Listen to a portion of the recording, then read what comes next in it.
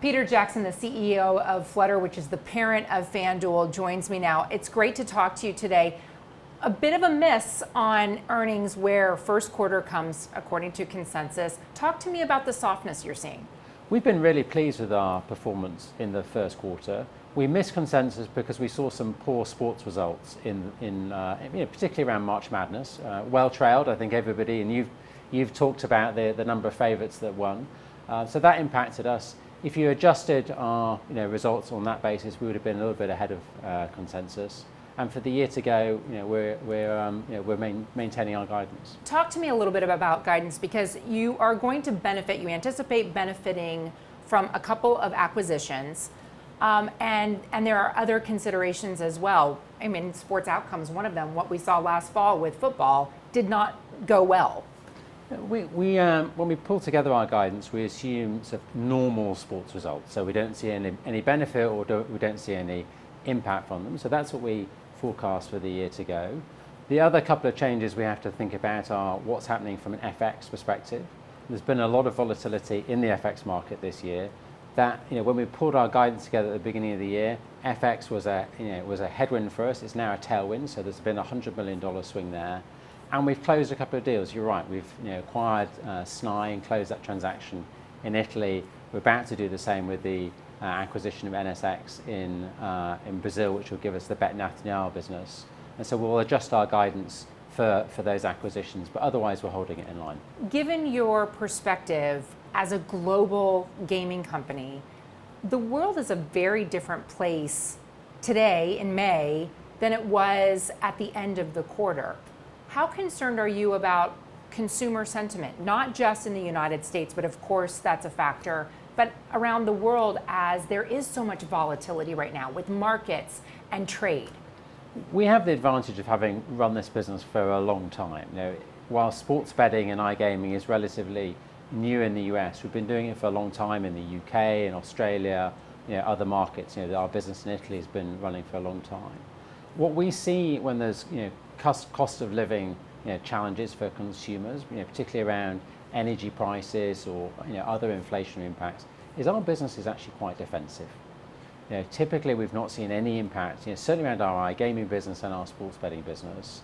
At the end of the day, consumers can watch a game at home rather than going to a bar, which can save them some money, but they still want to get a bet on and get the entertainment of seeing whether they can win or not. In the United States, we've seen some movement by the Commodities Futures Trading Commission right now on predictions markets, specifically where it comes to elections, but it may be meaningful to the predictions markets and sports as well.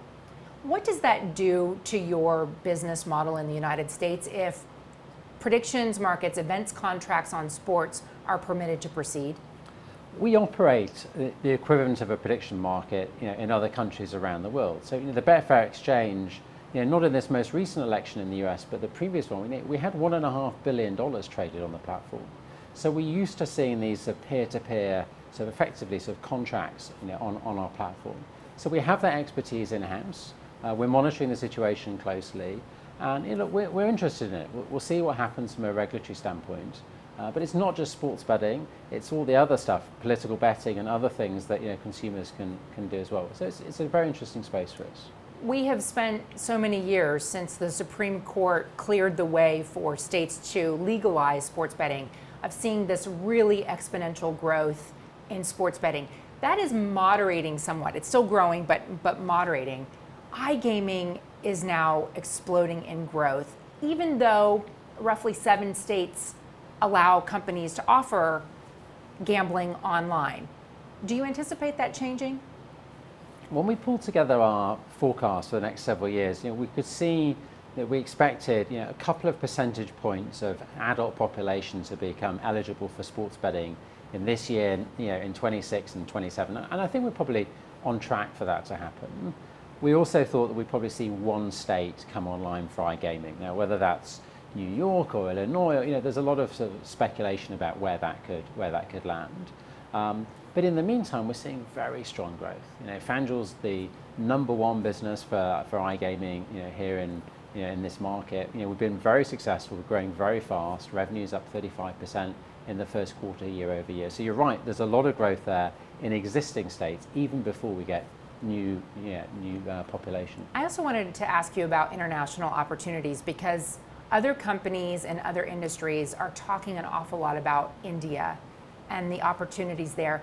I noticed that your iGaming in India is up double digits, almost 50%, if I'm pulling the numbers correctly.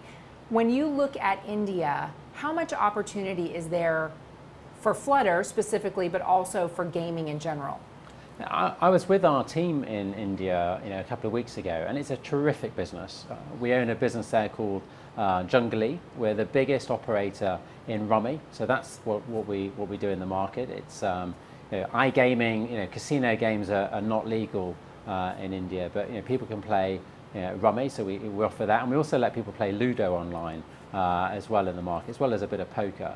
So we're the market leader there. The business is terrific. We've got a brilliant team operating there, and there's massive growth. There's a huge sort of new set of consumers coming to the market, with smartphones, with disposable income, and they want entertainment like we do online. So we're taking advantage of that with a brilliant business that we bought, and it's really growing well. What's the thing that's keeping you up at night right now?